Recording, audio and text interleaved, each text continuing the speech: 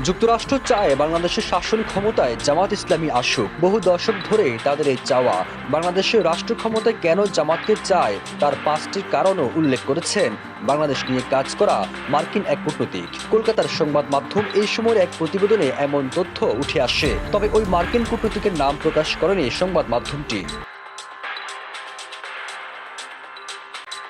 জামাত ইসলামী কেন এত প্রিয় এমন প্রশ্নে ওই মার্কিন কূটনীতিক বলেন, 1. তাদের নেতারা উচ্চশিক্ষিত, বাণিজ্যিকভাবে অত্যন্ত সফল। 2. তাদের আচরণ খুবই ভদ্র সভ্য, কথা বলা যায় তাদের সঙ্গে। 3. তারা ফেলে আসা ইতিহাসের কোনো একটি সময় ভিন্ন পদক্ষেপের কারণে বাংলাদেশের শাসক দলের হাতে নির্যাতনের শিকার ও মানবাধিকার বঞ্চিত। 4. জামাত গণতান্ত্রিক ব্যবস্থায় বিশ্বাস করে। এবং 5. ইসলামী শক্তি হলেও জামাত তালিবানের মতো পিছিয়ে পড়া নয়, বরং প্রগতিশীলই বলা যায়।